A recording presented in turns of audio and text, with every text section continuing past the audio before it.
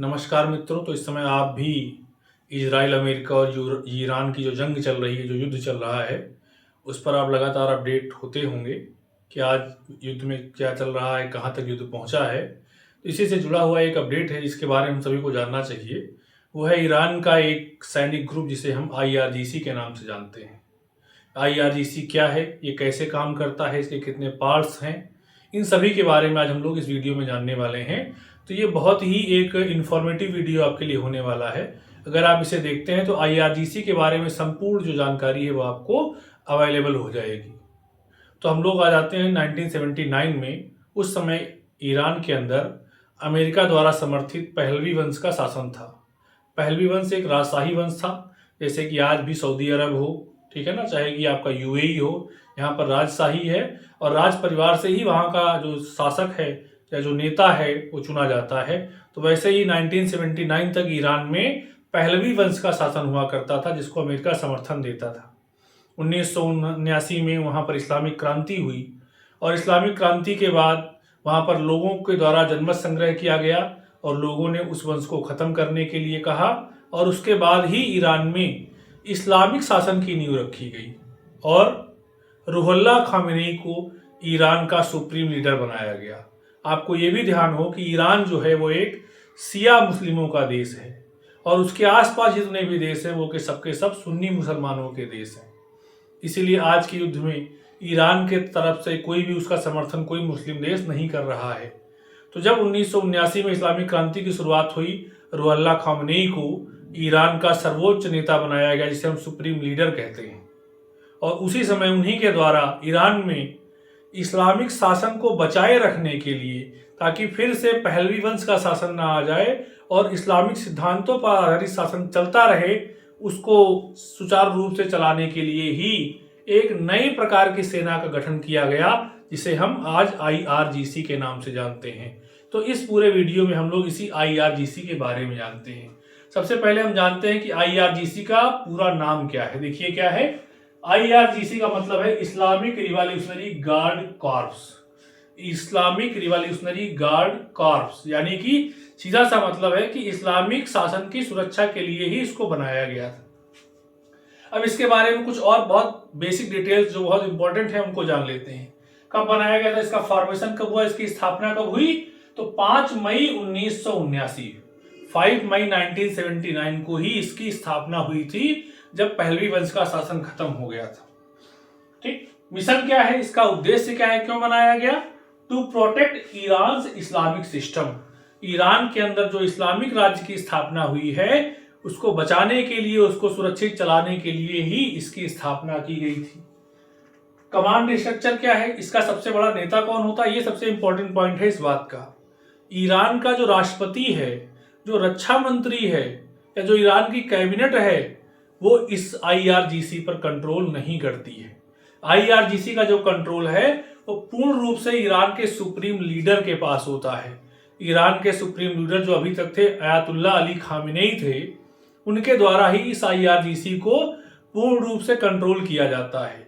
Iran के supreme leader के द्वारा ही एक व्यक्ति को नियुक्त किया जाता है और वो व्यक्ति सीधे उस सुप्रीम लीडर के आदेशों का पालन करता है, ना कि राष्ट्रपति के आदेशों का, ना कि वहां के अन्य बड़े किसी मंत्री या अधिकारी के आदेशों का पालन वो नहीं करता है।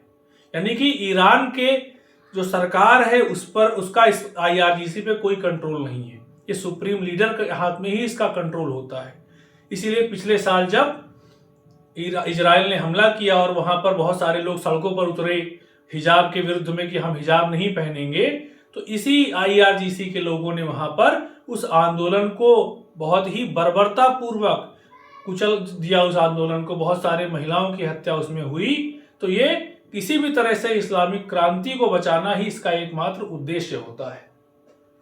कितने लोग इसमें काम करते हैं? लगभग 1,25,000 से 1,90,000 इसमें सैनिकों की संख्या बताई जाती है। ठीक है ना। आमतौर पर मुख्यतया मेन जो है उसके लगभग 1.5 लाख हैं, लेकिन कभी ये कम ज्यादा होते रहते हैं। तो 1,25,000 से 1,90,000 के बीच में इसमें कार्य करने वाले सैनिकों की संख्या होती है। अब इसमें हम जान लेते हैं कि इसके कितने भाग हैं। इसके 5 मुख्य भाग हैं। पहला क्या है, देखिए, ग्राउंड फोर्सेज। यानी ये ऐसी फोर्स है जो ग्राउंड पे वर्क करती है और पूरे देश में ये फैले हुए होते हैं। कितने हैं? लगभग अप्रोक्सीमेट 1,50,000, 1,50,000 लोग लगभग पूरे देश में फैले हुए होते हैं। इनका काम क्या है? Ground combat and presence. ये कहीं पर भी ईरान के अंदर जो वहां की इस्लामिक सरकार है, जो इस्लामिक लीडर हैं, आयतुल्लाह अली खामेनेई जो अभी तक थे, उनके खिलाफ कहीं क्रांति तो नहीं हो रही, कहीं विद्रोह तो नहीं हो रहा, कहीं लोग बात तो नहीं कर रहे हैं, उससे उनको डराने के लिए ये पूरे देश में फैले हुए रहते हैं। दूसरा जो इसका मेन पार्ट है, सबसे इंपॉर्टेंट पार्ट जो है, एरोस्पेस फोर्स। एरोस्पेस फोर्स वो भी इसी IRGC का एक पार्ट है। वो क्या है करता है? Ballistic missile and drone programmes. देखा ना, अभी हमला हो रहा था तो ईरान लगातार, चाहे वो इजराइल हो, सऊदी अरब हो, कुवैत हो, कतर हो, बहरीन हो, ठीक, जॉर्डन हो या UAE हो, अबू धाबी हो, दुबई हो, वहां पर लगातार मिसाइल हमले कर रहा है। जबकि वहां के जो सरकार के मुखिया हैं वो कह रहे हैं कि हम इन सारे हमलों की इजाजत नहीं दे रहे हैं, हमारी बिना मर्जी के हमले हो रहे हैं। क्यों? क्योंकि ये IRGC के द्वारा कंट्रोल किया जाता है। ये वहां के किसी भी आधिकारिक नेता से अनुमति नहीं लेते हैं, बल्कि ये सीधे वहां के सुप्रीम लीडर से अनुमति लेते हैं। और जैसे ही हमले में आयतुल्लाह अली खामेनेई की मौत हो जाती है तो इनको वो आदेश देने वाला कोई नहीं था और ये अपने मन से काम करना शुरू कर देते हैं। ठीक, अगला क्या है? Navy controls Persian gulf. ठीक, तो ईरान जो है उसके आसपास दो तरह के सागर हैं, दो सागर हैं मुख्यतः। एक आपका पर्सियन गल्फ है, पर्सियन गल्फ यानी फारस की खाड़ी, और एक आपका है कैस्पियन सागर। तो जो सबसे इंपॉर्टेंट पार्ट है वो है फारस की खाड़ी। पर्सियन गल्फ का मतलब फारस की खाड़ी।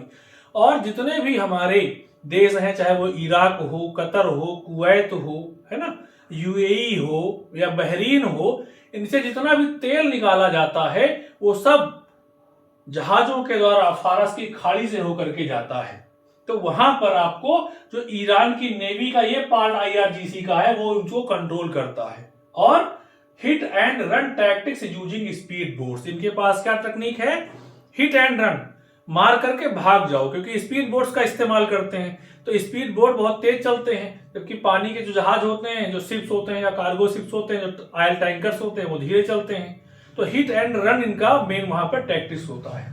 इसके बाद जो सबसे इंपॉर्टेंट पार्ट है इस IRGC का, जिसके लिए पूरी दुनिया में ये एक तरह से हम कह सकते हैं कि बदनाम है, वो है QUDS, Quds forces. Quds force क्या है? ये क्या काम करता है? For overseas operations, training and funding of Hezbollah, Hamas and हुतीज। ये देश के बाहर के जो अगल बगल के देश हैं, जहां पर ये इस्लामिक क्रांति या शिया मुसलमानों की शासन को स्थापित करना चाहता है ईरान, ये जो हमारा हिस्सा है कुड्स फोर्स, इस IRGC का पार्ट, वो वहां पर ट्रेनिंग देता है आतंकवादियों को, फंडिंग करता है। किसको? हिजबुल्लाह, लेबनान का जो आपका आतंकवादी समूह है हिजबुल्लाह, हमास जो कि फलस्तीन जो आपका पैलेस्टाइन है, और गाजा पट्टी जो है उसका जो समूह है वो हमास है, और इसी तरह यमन में जो विद्रोही समूह है वो है हूती समूह। तो इन सबको ये ट्रेनिंग देता है, हथियार मुहैया कराता है, फंड देता है, और वो वहां के खिलाफ लड़ते हैं। वो इजराइल के खिलाफ लड़ते हैं, वो यमन की सरकार के खिलाफ लड़ते हैं, वो सीरिया की सरकार के खिलाफ पहले लड़ते थे। तो ये इसका सबसे इंपॉर्टेंट पार्ट है जो अपने अगल बगल के देशों में अस्थिरता पैदा करता है, आतंकवाद पैदा करता है।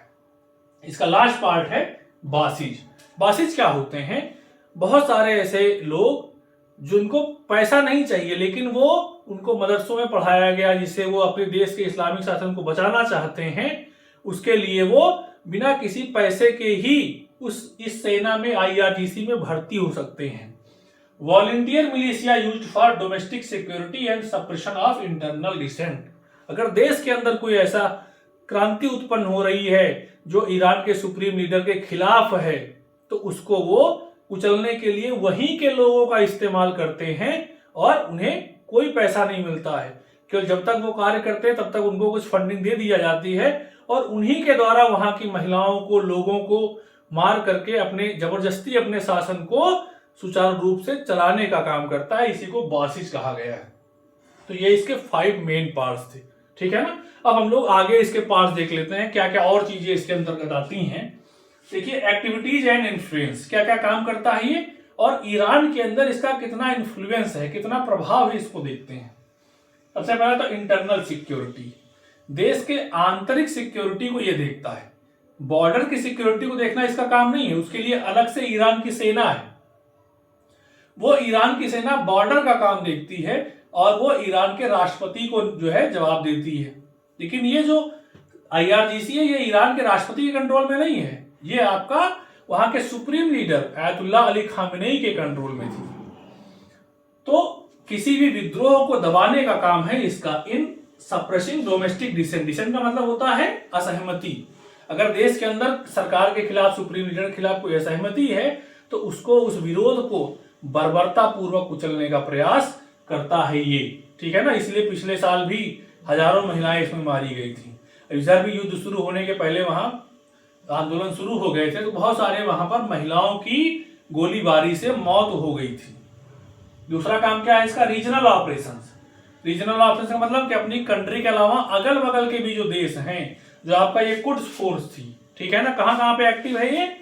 एक्टिव इन इराक, इराक जिसके बगल में है, सीरिया, लेबनान, यमन, इजराइल, ठीक है ना। इन सारे देशों में भी इजराइल जो आपका ईरान है वो अपने कुड्स फोर्सेस के जरिए वहां के लोगों को ट्रेनिंग देता है, हथियार देता है, पैसे देता है और वहां के शासन के खिलाफ लड़ने के लिए एक आतंकवादी के रूप में वो उनको तैयार करता है। फिर आता है इकोनॉमिक पावर। क्या इसके पास कुछ इकोनॉमिक पावर भी है? तो हाँ, बहुत इंपॉर्टेंट है। 1/3 ऑफ ईरान इकोनॉमी, ईरान के इकोनॉमी का 1/3 हिस्सा IRGC कंट्रोल करता है। यानी अगर 100 रुपए हैं तो उसमें 33 रुपए पर IRGC का कंट्रोल है, ठीक है ना। इसके अलावा इस IRGC ने एक अलग से अपना एक ग्रुप बना रखा है जिसका नाम क्या है, खत्म अल अनबिया। खत्म अल अनबिया क्या है? एक इंजीनियरिंग विंग है। इसमें इंजीनियर्स की टीम एक्टिव होती है। वो क्या करती है? Holds government contracts in oil, gas and infrastructure. भाई ईरान क्यों फेमस? ईरान के पास है क्या? ईरान के पास बस एक ही चीज है, वो है पेट्रोलियम। पेट्रोलियम से ही ईरान के पास पैसा आना है। तो उसके भी जो गवर्नमेंट कॉन्ट्रैक्ट्स हैं, जो उसके ठेके उठते हैं, उन पर भी IRGC की यही खत्म अल अनबिया जो आपका इनका ग्रुप है वो इसको कंट्रोल करता है। हजारों ठेके इनके पास हैं, यही कंट्रोल करते हैं कि किस देश को तेल जाएगा, उससे जो पैसा आएगा उस पैसे को कैसे यूज करना है। तो यानी कि ईरान के इकोनॉमी का मेजर पार्ट ये कंट्रोल करता है। पॉलिटिकल पावर इसके पास कितनी है? तो पॉलिटिकल पावर तो इतनी है कि ये जब चाहे तब जिसको ईरान का राष्ट्रपति बना सकता है, ठीक है ना। जो IRGC के बड़े पदों के ऑफिसर्स होते हैं वही जाकर के ईरान की सरकार में बैठते हैं, और ईरान की सरकार में जब वही लोग बैठेंगे तो वो ईरान के सुप्रीम लीडर की ही बात को आगे बढ़ाएंगे, कभी भी उनसे अलग राय नहीं रखेंगे। इसके अलावा more influence on foreign policy than the ministry of external affairs, यानी कि ईरान के विदेश मंत्रालय का भी विदेशी मामलों में जितना हस्तक्षेप नहीं है उससे ज्यादा हस्तक्षेप इस IRGC का है। यानी एक तरह से IRGC ईरान के सभी विदेशी मामलों को अपने हाथ में रखता है, जिससे कि बाहर के किसी भी देश के द्वारा वहां के सुप्रीम लीडर के खिलाफ, वहां की सरकार के खिलाफ कोई भी अभियान, कोई भी सहयोग ना हो सके। इसके अलावा इस का करंट हेड कौन है? हेड का मतलब जो इसका ऑफिसर है। हेड का मतलब वो नहीं यहाँ पे लिखा हुआ है कि हेड इसका कौन है। सबसे जो बड़ा हेड होगा वो तो सुप्रीम लीडर है, जो कि अभी तक कौन था? सैयद अली हुसैनी खामेनेई, जिन्हें हम अयतुल्लाह अली खामेनेई के नाम से जानते थे। इनकी मौत हो चुकी है। इजराइल और अमेरिका के द्वारा जो बम गिराए गए उसमें पहले ही दिन इनकी मौत हो गई, और उसके बाद अब इनके बेटे मोज्तबा खामेनेई को ईरान का सुप्रीम लीडर घोषित किया गया है। लेकिन इस सेना का हेड कौन है? वो उसी खामेनेई के द्वारा जो ऑफिसर नियुक्त किया गया है। तो करंट में कौन है? ब्रिगेडियर जनरल अहमद वहीदी, ये इसके करंट में हेड है। और ये किसको रिपोर्ट करेंगे? ये ईरान के सुप्रीम लीडर को रिपोर्ट करते थे, यानी कि अयतुल्लाह अली खामेनेई को रिपोर्ट करते थे। लेकिन अब उनकी मृत्यु हो चुकी है, तो अब ये किसको रिपोर्ट करेंगे? अब रिपोर्ट करेंगे ये नए सुप्रीम लीडर यानी मोज्तबा खामेनेई को रिपोर्ट करेंगे। इसके पहले कौन थे, बिफोर इसके कौन था, मोहम्मद पाकपुअर जो है वो इसके हेड हुआ करते थे। पिछले साल जब इजराइल ने हमला किया था तो उनकी मौत हो गई थी, तो उनके बाद ही ब्रिगेडियर जनरल अहमद वहीदी को इसका हेड बनाया गया था। अब आज के बारे में इंटरनेशनल जो स्टैंडिंग क्या है, दुनिया के देश जो है वो इसे कैसे देखते हैं, तो बहुत सारे देश ऐसे हैं जो इसे टेररिस्ट ऑर्गेनाइजेशन मानते हैं। कौन कौन से देश ऐसे हैं, एक तो आपका है अमेरिका, यूनाइटेड स्टेट्स, इसने 2019 में ही इस IRGC को एक आतंकवादी संगठन घोषित कर रखा है। कनाडा ने 2024 में इसको आतंकवादी संगठन घोषित किया, और ऑस्ट्रेलिया ने इसे 2025 में किया था, और EU का मतलब होगा यूरोपियन यूनियन, उसने जनवरी 2026 में इस IRGC को आतंकवादी संगठन घोषित कर रखा है।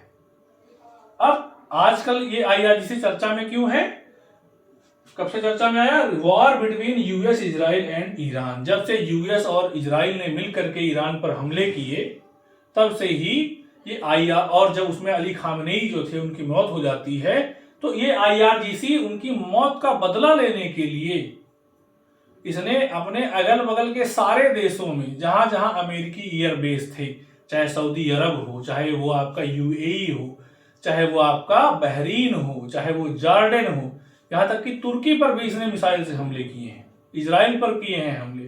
ठीक, तो इस वजह से क्योंकि अब इसका जब अली खामनेई की मौत हो चुकी है तो इसका कोई हेड नहीं बचा था जिसका, तो ये एक तरह से स्वतंत्र हो गया था, और ये जो लोग भी उनकी मौत के जिम्मेदार थे इसने उनके ऊपर ताबड़तोड़ मिसाइल हमले किए। इसके अलावा आजकल क्यों चर्चा में, straight of Hormuz closed for western vessels. Straight of Hormuz क्या है, ठीक है ना, जब ईरान के किनारे पर फारस की खाड़ी है, और फारस की खाड़ी और ईरान का एक हिस्सा ऐसा है जहां पर समुद्र बिल्कुल सकरा हो जाता है, तो उसी के बीच से ये तेल के जहाज निकलते हैं, ठीक है ना, जो Qatar, Kuwait, Bahrain, Iraq, UAE, इनसे जब तेल के टैंकर निकलते हैं तो उसी सकरे जगह से होकर के ही निकलते हैं, तो उसको आजकल इस IRGC ने बंद कर रखा है, और वहां पर इन्होंने अपनी नेवी को लगा दिया था। तो अभी अमेरिका ने इनके ऊपर कई सारे हमले किए और इनके कई जहाजों को नष्ट कर दिया गया। ठीक, फिर भी वहां पर अभी इनका कंट्रोल लगातार बना हुआ है। तो उम्मीद है कि आपने इस पूरे वीडियो में, बहुत इंफॉर्मेटिव वीडियो आपके लिए रहा होगा, आपने बहुत सारी चीजों को इसमें देखा होगा, और ये सारी चीजें आप जान करके देखेंगे कि कैसे हम IRGC क्या है, कैसे ये काम करता है, और किस तरह से ये आजकल के हमारे रीसेंट न्यूज में बहुत इंपॉर्टेंट भूमिका निभा रहा है।